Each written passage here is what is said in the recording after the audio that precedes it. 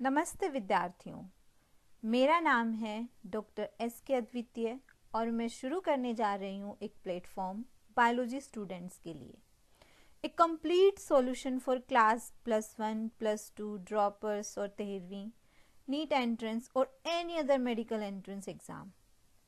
उम्मीद है कि आप सभी मेरे साथ इस जर्नी में शामिल होंगे और हम एक कारवा बनाते जाएंगे।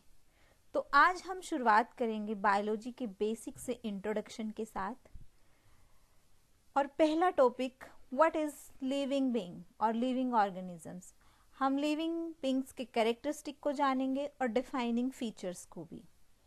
देखो स्टूडेंट्स, वैसे तो ये टॉपिक न्यू एनसीईआरटी से हट चुका है, तो सीबीएसई बोर्ड के पॉइंट ऑफ व्यू से इतना इम्पोर्टेंट ना हो, बट आप में से बहुत सारे स्टूडेंट्स जैसे कि नीट एस्पिरेंट हैं, तो सक्सेस का कोई शॉर्टकट नहीं है और हम आगे बढ़ने से पहले एक बेसिक अंडरस्टैंडिंग हमें होना बहुत ही ज़रूरी है। तो बिना और टाइम लिए शुरुआत करते हैं आज के टॉपिक की। स्टूडेंट्स, सबसे पहले तो मैं आप सभी को बधाई देना चाहूँगी कि आपने पढ़ने के लिए बायोलॉजी को चुना है, क्योंकि बायोलॉजी हमें हमारे बारे में, हर लिविंग ऑर्गेनिज्म के बारे में, हमारे आसपास जो भी हो रहा है वातावरण में, उसके बारे में जानने का मौका देती है।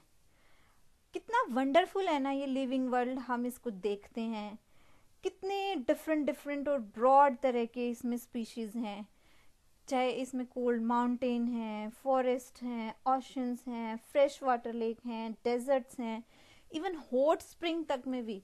क्या आप जानते हैं 150 डिग्री सेल्सियस तक भी माइक्रोब्स देखे गए हैं। और टूंड्रा प्लेस पे भी, जहाँ इतनी आइस, इवन अंटार्कटिका में भी लिविंग बीइंग्स हैं। तो इतनी वाइड वैरायटी है, इतना डीप सेंस ऑफ वंडर ये हमें क्रिएट करती है। कहीं हमें the beauty of living beings like galloping horse, of migrating birds, valley of flowers और द अटैकिंग शार्क्स, कितना डीप सेंस ऑफ वंडर हमें क्रिएट करती है।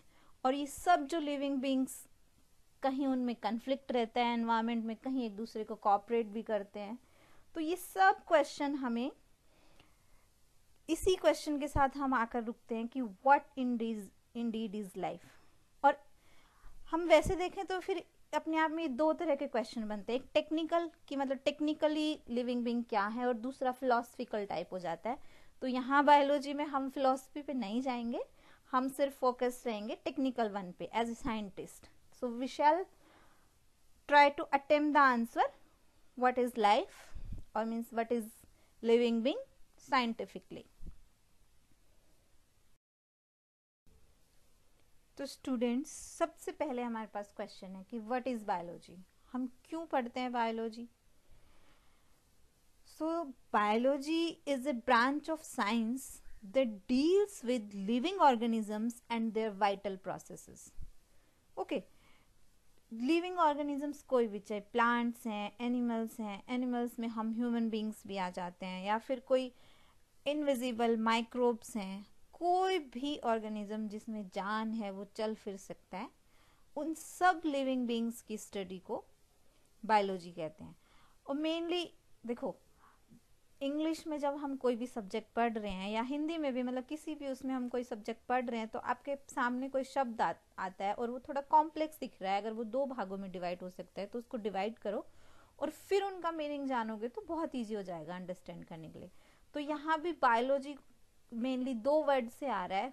एक है बायो, बायो मीन्स लाइफ, जिसमें जान है, और ology means study of. So biology is the study of all living organisms, their parts and their interaction with each other। आपस में उनका इंटरेक्शन कैसा है, वो कैसे इंटरेक्ट कर रहे हैं, और जिस सराउंडिंग एनवायरनमेंट में वो रह रहे हैं उसमें उनका कैसा इंटरेक्शन है, उस सराउंडिंग आपस में, फिर वो अपने आसपास के वातावरण से कैसे इंटरेक्ट कर रहे हैं। Okay, and it further encompasses different fields. सबसे पहले तो हम बॉटनी जूलॉजी हैं, जो आप बेसिकली अभी बॉटनी जूलॉजी पढ़ोगे। उसके अलावा भी बहुत सारी ब्रांचेज हैं बायोलॉजी की, जैसे conservation biology, ecology, evolution, genetics है, marine biology, medicine, microbiology, molecular biology और बायोटेक्नोलॉजी, फिजियोलॉजी, और भी बहुत सारी, जो हम हायर लेवल पे जैसे जैसे जाते जाते हैं पढ़ते जाते हैं। तो स्टूडेंट्स, अब हमें ये पता चल गया कि हम बायोलॉजी में लिविंग ऑर्गेनिजम्स की स्टडी करते हैं। तो फर्स्ट क्वेश्चन सबसे पहले जो हमारे सामने आता है वो है व्हाट इज लिविंग और व्हाट इज लाइफ। तो लाइफ जो है वो अपने आप में क्वालिटी है जो हमें मतलब या और लिविंग ऑर्गेनिजम्स को नॉन लिविंग थिंग से, नॉन लिविंग मैटर से अलग करती है। जैसे कि आप पिक्चर में देख सकते हैं, एक लेफ्ट साइड में आपके सभी लिविंग ऑर्गेनिजम्स दिए गए हैं और राइट साइड में नॉन लिविंग है। आप क्लियरली इनमें डिफरेंस देख सकते हो। नॉन लिविंग जैसे हम जिस किताब से पढ़ रहे हैं ये हमारी नॉन लिविंग है, हम जिस पेन से लिख रहे हैं ये नॉन लिविंग है, साइकिल है, कोई भी आइटम है वो सब नॉन लिविंग में आते हैं। आपका फ़ोन है, मोबाइल फ़ोन जिससे आप ये वीडियो देख रहे हैं, वो भी एक नॉन लिविंग थिंग है। तो life it can be defined as any system capable of performing functions like eating, metabolizing, excreting, breathing, moving, growing, reproducing और responding to their external stimuli। मतलब एनवायरमेंट से कुछ भी उनको ऐसे होगा उसके कांटेक्ट में आएंगे तो रिस्पॉन्ड करेंगे। ओके, और living is also something that is alive, something that can reproduce and respires, और जो सभी एक्टिविटी हमने बोली है वो सब कर सकें उसको हम एक लिविंग बोलेंगे। तो अब क्या है कि इन सभी लिविंग ऑर्गेनिज्म के कुछ डिस्टिंग्विश कैरेक्टरिस्टिक फीचर्स हैं जिनकी हम स्टडी करेंगे। तो सबसे पहले आगे जाने से पहले हम ये जान ले कि कैरेक्टरिस्टिक फीचर्स और डिफाइनिंग फीचर्स दो तरह के फीचर होते हैं। इनमें मेन बेसिक डिफरेंस क्या है? देखो, characteristic features refers to any quality or attribute that describes a living being। मतलब living being के क्या क्या particular feature हैं, मतलब वो जरूरी नहीं है कि exclusively living में ही हो, वो non living में भी हो सकते हैं। जैसे कि जो हमारा पहला करेक्टर है ग्रोथ, नॉन लिविंग थिंग्स भी ग्रो करते हैं। मतलब लाइक माउंटेन है, वो लेयर बाय लेयर ऐसे अकम्प्लिश होके एक बड़ा माउंटेन बनाते हैं, तो वो भी ग्रोथ कर रहे हैं बट वो नॉन लिविंग है। तो कैरेक्टरिस्टिक फीचर है जो मतलब एक करेक्टराइज कर रहे हैं लिविंग बीइंग को, और they are absolutely necessary for an organism to be considered living. Okay, and जो दूसरा है वो है डिफाइनिंग फीचर।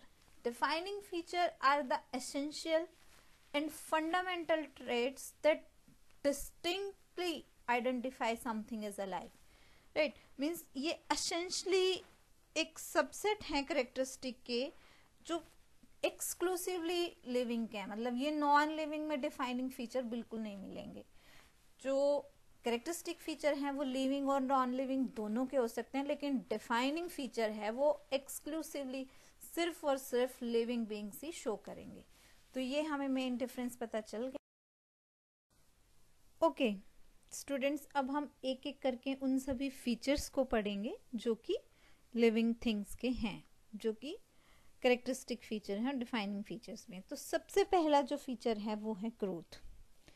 तो ग्रोथ क्या है? ग्रोथ को जनरली हम ट्विन कैरेक्टरिस्टिक से, मतलब या तो देखो मास में बढ़ रहा है ना, किसी चीज का मास बढ़ रहा है, वेट बढ़ रहा है, तो हम कहेंगे कि इसमें ग्रोथ हो रही है। दूसरा क्या है? वो नंबर में इंक्रीज हो रहा है, नंबर ऑफ सेल्स इंक्रीज हो रहे हैं, तो भी हम कहेंगे कि इसमें ग्रोथ हो रही है।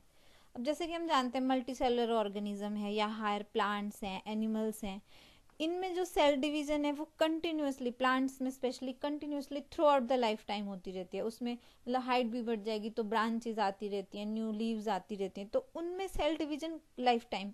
लेकिन जो एनिमल्स या हम ह्यूमन बींग्स हैं उनमें एक सर्टेन एज पे जाके ग्रोथ जो है रुक जाती है। हालांकि मतलब कुछ टिश्यूज जैसे कि हमने जिनको लूज किया या इंजरी हुई उनको जरूर रिप्लेस करेंगे, वहां ग्रोथ होगी, बट ऑलमोस्ट ग्रोथ एक टाइम के बाद, एक सर्टेन एज के बाद जाके रुक जाती है।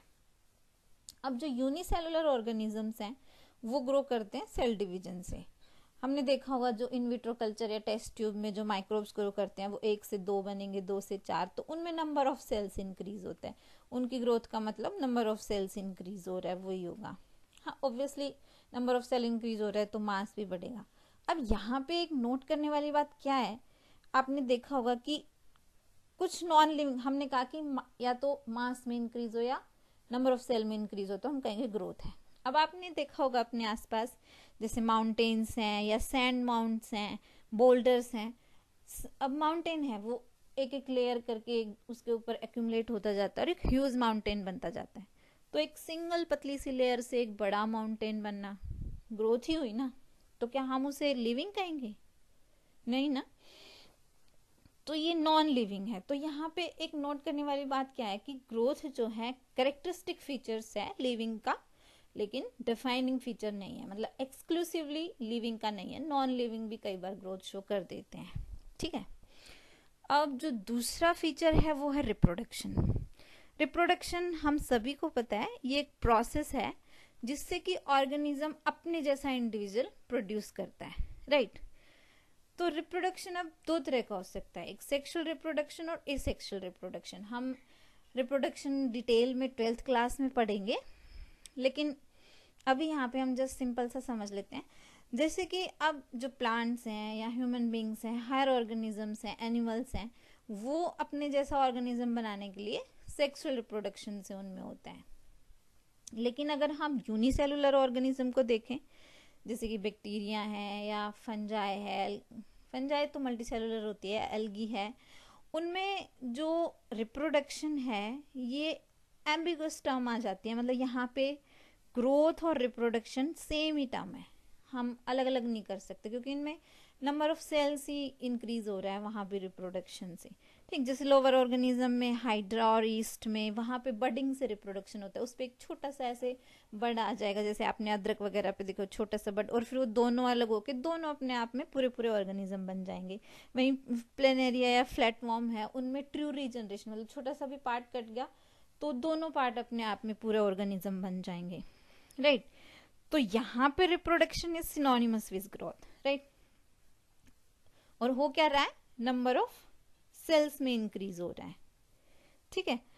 अब हमने पहले ही देख लिया कि ग्रोथ जो है वो इक्विवेलेंट होती है सेल नंबर या मास में, राइट। अब लेकिन देखो, हम एक चीज यहाँ पे भी नोट करने वाली बात है, हम कह रहे हैं रिप्रोडक्शन एक कैरेक्टरिस्टिक फीचर है, राइट। तो ये भी डिफाइनिंग फीचर नहीं है। क्यों नहीं है? अब आपने देखा होगा बहुत सारे स्टेराइल ऑर्गेनिज्म भी होते हैं, जैसे कि एक म्यूल है जो कि डंकी और हॉर्स के, अगर आपने पढ़ा हो, मतलब लोअर क्लासेस में भी पढ़ा होगा, नहीं तो आप पढ़ेंगे अभी डिटेल में, वो उनके क्रॉस ब्रीडिंग से बना है और वो अपने आप में कोई रिप्रोडक्शन नहीं कर सकता। मतलब अपने जैसे म्यूल, आप दो म्यूल को मेट कराएंगे तो नहीं बन सकता। आपको एक म्यूल बनाने के लिए हमेशा एक हॉर्स और डंकी की मीटिंग करानी पड़ेगी, ठीक, तो ही म्यूल बनेगा। तो उस केस में आप उस म्यूल को नॉन लिविंग तो नहीं कहोगे। या आपने बहुत सारे ह्यूमन कपल्स भी देखे होंगे जो नॉन फर्टाइल होते हैं, तो इन सब को ये रिप्रोडक्शन नहीं कर रहे बट स्टिल लिविंग है।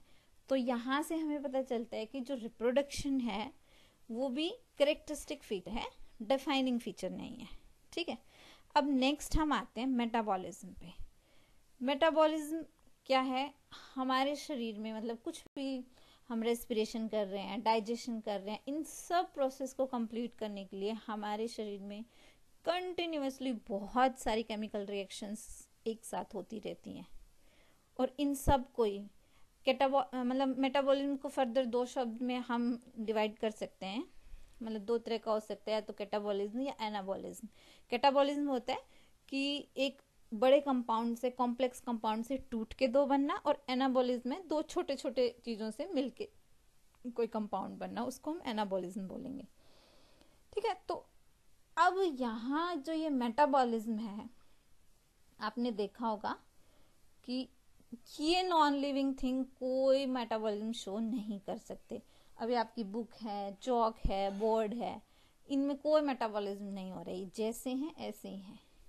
ये ऐसे कैसे सेम जो पहाड़ है वो बस फिजिकली, मतलब एक के ऊपर एक लेयर बन के वो ग्रो कर रहा है, बट उसमें किसी तरह की कोई केमिकल रिएक्शंस नहीं चल रही हैं। हाँ देखो, लेबोरेटरी में आप टेस्ट ट्यूब में केमिकल रिएक्शन चला सकते हैं, बट वो उसको आप ना लिविंग बोलोगे ना नॉन लिविंग बोलेंगे, वो जस्ट एक हम मतलब वहां पे उसको मिमिक कर रहे हैं हम एक रिएक्शन को, ठीक है। तो जो मेटाबॉलिज्म है वो एक डिफाइनिंग फीचर है।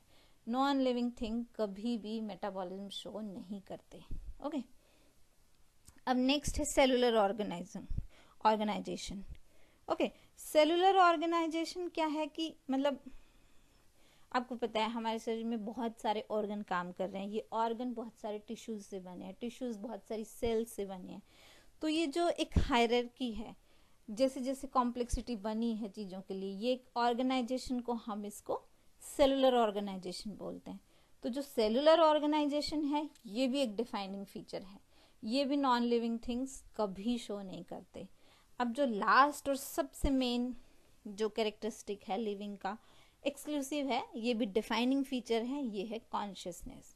तो कॉन्शियसनेस क्या होती है? आपका हाथ एकदम से किसी गर्म चीज को टकराए, आप एकदम से रिस्पॉन्ड करोगे, है ना। वहीं आपने देखा होगा प्लांट्स भी, कुछ जो सनफ्लावर है वो आपने देखा होगा सनलाइट में उसका झुकाव ही सनलाइट की तरफ हो जाता है, राइट। और हम सभी भी, पहले आपने सुना होगा पहले की सभ्यताएं थी वो सब नदी के मतलब नदी के आसपास ही बसी होती थी। क्यों? क्योंकि वहां पे हमें पानी मिल जाता था, फूड मिल जाता था। तो ये कॉन्शियसनेस है कि जो भी लिविंग थिंग्स हैं वो अपने एनवायरनमेंट के साथ जो भी चेंज हो रहा है हम उसके लिए रिस्पॉन्ड करते हैं, उसको कॉन्शियसनेस बोलते हैं। ये एक और भी एक डिफाइनिंग फीचर है। ओके, तो हमारे पास मेन 5 मोटे मोटे फीचर्स आ गए हैं लिविंग थिंग्स के: growth, reproduction, metabolism, cellular organization and consciousness. इनमें से 3 ग्रोथ, रिप्रोडक्शन और इनमें से 2 जो ग्रोथ और रिप्रोडक्शन है ये मतलब डिफाइनिंग फीचर नहीं है, जबकि जो मेटाबॉलिज्म, सेलुलर ऑर्गेनाइजेशन और कॉन्शियसनेस है ये डिफाइनिंग फीचर्स हैं लिविंग थिंग्स के। तो आई होप कि इस स्लाइड से आपको मेन फीचर्स समझ आ गए होंगे। ओके स्टूडेंट्स, तो हम एक बार मोटे मोटे फिर सभी उन क्राइटेरियाज को देख लेते हैं जो डिटरमाइन करते हैं कि लिविंग बींग्स क्या हैं। Number 1, they must be capable of increasing in mass and size and in number, right. They must be capable of responding to external stimuli, अपने एक्सटर्नल जो भी स्टिमुलाई, हीट, कोल्ड, जो भी उन्हें फील हो रहा है उसके लिए रिस्पॉन्ड करेंगे। Living things they possesses a highly organize structures, cellular organization होता है इनमें, ठीक है। फिर एनवायरनमेंट के हिसाब से हम अडेप्ट करते रहते हैं, इनमें अडेप्ट करने की या एनवायरनमेंट के अकॉर्डिंग जो भी चेंज हो रहे हैं उसके अकॉर्डिंग अपने आप को अडेप्ट कर लेते हैं। सुना है ना, survival of the fittest, survive तभी कर पाएंगे जब आप अडेप्ट कर पाएंगे। फिर जो एक इसके अलावा और भी हैं जो कि आप नेक्स्ट चैप्टर्स में पढ़ेंगे। जो लिविंग थिंग है या लिविंग ऑर्गेनिज्म है, they able to maintain the bodies internal environment which is referred to as homeostasis. Okay, इसके बारे में हम नेक्स्ट क्लासेस में पढ़ेंगे। और मेन है कि जो लिविंग थिंग्स हैं उनमें वो मतलब न्यूट्रिएंट्स वगैरह कहीं ना कहीं से अपने लिए अरेंज करेंगे, तभी उनमें जो मेटाबॉलिक प्रोसेस हमने सुनी, जो मेटाबॉलिज्म होता है वो तभी हो पाएगा। ओके स्टूडेंट्स, अब देखो एक चीज हम स्किप हो गए, ह्यूमन बींग्स हैं। जब ह्यूमन बींग्स की स्पेशली बात आती है तो इनमें मतलब लिविंग स्टेट को कई बार डिफाइन करना, सपोज जो वो पेशेंट्स हैं कोमा में चले गए हैं, या फिर जिनको है ना जो ब्रेन डेड हम बोलते हैं, या फिर ब्रेन डेड हो गए हैं, ठीक है, तो उनको हम क्या कहेंगे? उनको हम लिविंग कहेंगे कि नहीं कहेंगे? अब देखो सिर्फ मतलब घूमना फिरना ही नहीं होता ना, हमने सुना कि मेटाबॉलिज्म भी होता है, तो वो बेशक कोमा में लेकिन उनकी बॉडी में कुछ ना कुछ केमिकल रिएक्शंस तो होते रहते हैं, और लेकिन उनमें सेल्फ कॉन्शियसनेस बिल्कुल भी नहीं है। तो इस तरह के उनको आप क्या बोलोगे जो कभी भी नॉर्मल लाइफ में आ भी नहीं पाएंगे? तो क्या उस टाइम आप उनको लिविंग बोलोगे या नॉन लिविंग बोलोगे? तो मुझे कमेंट सेक्शन में जरूर बताएं, कमेंट करके। अब इस स्लाइड में आते हैं, हमने मेन मतलब बायोलॉजी की डेफिनेशन पढ़ ली। अब मेन है कि what is the importance of biology. हालांकि इस पे एक पूरा लेक्चर अपने आप में बन सकता है और मैं कभी ज़रूर बनाऊंगी इम्पोर्टेंस ऑफ बायोलॉजी पे, लेकिन यहाँ पे हम मोटा मोटा समझ लेते हैं कि इसकी क्या इम्पोर्टेंस है। क्योंकि बायोलॉजी हमें अंडरस्टैंड करने में हेल्प करती है कि कैसे जो लिविंग ऑर्गेनिजम्स हैं वो फंक्शन करते हैं, कैसे हमारा इवोल्यूशन हुआ है एक टाइम पे जब हम स्मॉल ऑर्गेनिक कंपाउंड से बने हैं वो भी नहीं थे, एनवायरनमेंट में, वहाँ से कैसे हम एक कॉम्प्लेक्स ह्यूमन बीइंग तक इवॉल्व हुए हैं। और ऐसा नहीं है कि ह्यूमन बीइंग पे आके इवोल्यूशन रुक गया है, वो आगे भी होता रहेगा। और कैसे जो लिविंग बीइंग्स हैं वो आपस में और अपने एनवायरनमेंट के साथ इंटरेक्ट करते हैं। ओके, और बायोलॉजी की स्टडी से ही हमें आजकल जो हम इतनी एडवांस मेडिसिन देख रहे हैं, एग्रीकल्चर देख रहे हैं, जो हम छोटी सी लैंड पे भी हमने सेल्फ सर्वाइवल, ग्रीन रिवोल्यूशन सुना ही होगा, वो हमने अचीव कर लिया है। बायोटेक्नोलॉजी की हेल्प से हम और एडवांसमेंट हो गई है हमारी मेडिसिन में या फूड प्रोडक्शन में, हर चीज़ में। तो बायोलॉजी की स्टडी से हमें उन सब को टाइम के साथ इम्प्रूवमेंट करने का मतलब उसमें हेल्प करती है हमें बायोलॉजी। दूसरा, हमें मतलब किसी भी तरह की प्लेनेट है उस पर देखो बायोडाइवर्सिटी ह्यूज है। हम इस चैप्टर के अब नेक्स्ट उसमें बायोडाइवर्सिटी के बारे में पढ़ेंगे, कैसे हम ऑर्गेनिजम्स को क्लासीफाई करते हैं। तो उस बायोडाइवर्सिटी, उसको नेचर को हमें अंडरस्टैंड करने में, और फिर हम, क्योंकि देखो इस प्लेनेट के एग्जिस्टेंस के लिए, किसी भी प्लेनेट के एग्जिस्टेंस के लिए अगर हैं, तो उसके लिए हम बायोडाइवर्सिटी को मेंटेन करना बहुत ही ज़रूरी है। तो हमें, अगर हम बायोलॉजी के हमें मतलब नॉलेज ही नहीं होगी, हमें पता ही नहीं होगा कितने तरह के ऑर्गेनिजम्स हैं, कैसे वो क्या करते हैं, कैसे बायोडाइवर्सिटी का लॉस हो रहा है, तो हम उसको प्रोटेक्ट करने का तो सोच ही नहीं सकते। तो उसके लिए सबसे पहले हमें बायोलॉजी होनी चाहिए। ओके, सो स्टूडेंट, इस वीडियो में हमने एक्सप्लोर किया लिविंग थिंग्स के वंडरफुल, उस कितना वंडरफुल है लिविंग ऑर्गेनिजम्स या जो भी हमारे चारों तरफ हो रहा है, और characteristics of living things, defining and characteristic features. Okay, क्या क्या होते हैं जिससे कि हम एक लिविंग थिंग को डिस्टिंग्विश या डिफ्रेंशिएट कर सकते हैं नॉन लिविंग से। ओके, और एक लिविंग को लिविंग क्यों कहते हैं, उसके लिए क्या क्या करेक्टरिस्टिक होने, उनके बारे में जाना। तो हमें बेसिक सी अंडरस्टैंडिंग हो गई है। अब हम मेन टॉपिक से नेक्स्ट वीडियो में स्टार्ट कर देंगे। Okay students, so thank you so much for watching the video, और stay tune for such more videos. मैं एक के बाद एक अब आपके लिए पूरी बायोलॉजी लेकर आऊँगी। आई होप आपको पसंद आएगी। Thank you so much again, and please share and subscribe my channel. Thank you so much.